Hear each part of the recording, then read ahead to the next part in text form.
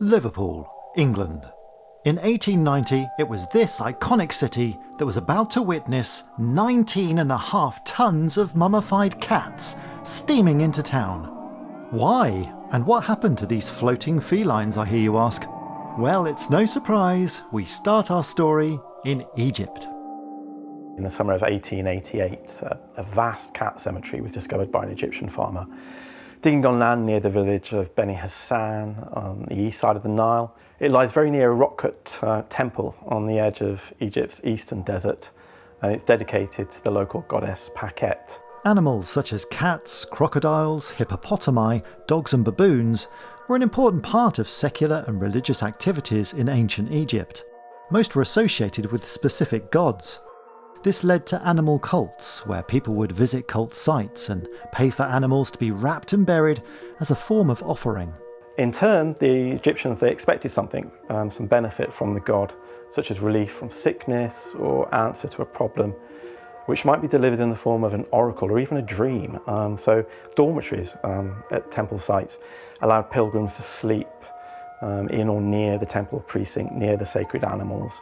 And for a fee, their dreams could be interpreted the following morning by a priest who was trained in revealing hidden messages about a person's future from their dreams. Over the course of 8 centuries or more, millions of animals were buried in cemeteries across Egypt. But the story of how these wrinkly wonders were treated over 130 years ago highlights a big difference in attitudes compared to now.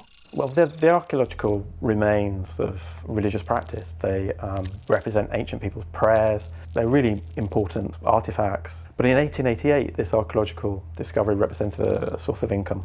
The best preserved mummies were sold individually to passing tourists and to antiquities dealers. But bone manure as a fertiliser rich in calcium, phosphate and bones from abattoirs were in high demand. And before wood pulp was fully used in the paper-making industry, old cloth rags were an ideal source of material. The mummified cats found near Beni Hassan were stripped of all their linen bandages and separated into bags of flesh and bones, which were sold to a merchant from Alexandria. A steamship called the Pharos sailed from Alexandria into Liverpool carrying a cargo of 19.5 tons of unwrapped cats. They were sold by auction to Leventon & Co, a local Liverpool fertiliser merchant. The auction caught the imagination of the media at the time, including this cartoon in the satirical Punch magazine.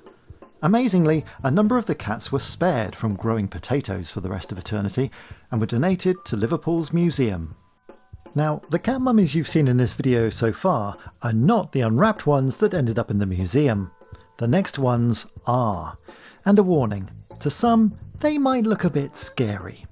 But because of this story growing so big in the press, it was a fascinating discovery as well. The museum was keen to acquire some of these cats, and a box of fragments of cats was given to Liverpool's Royal Museum. So these are some of the examples of the cats the museum were given following the 1890 cat mummy auction. They look quite different from your typical museum cat mummy. They've been unwrapped, and quite often there's gaps in the eyes and you can see the teeth, and they look a bit grisly, a little bit frightening, but also got limbs. And the cats in question, or at least the various bits of them, are still on display. But with potentially millions of other animal mummies in Egypt, you do wonder if any more have been found. It's something that's just been continued to this day. Thankfully now these archaeological sites are being recorded in more detail. Even as we speak now, there are excavations ongoing in Egypt uncovering more mummified animals. There's excavations being led by Cardiff University at Saqqara, where they believe they've got somewhere up to 8 million jackal mummies, so dog mummies that have been mummified for the god Anubis.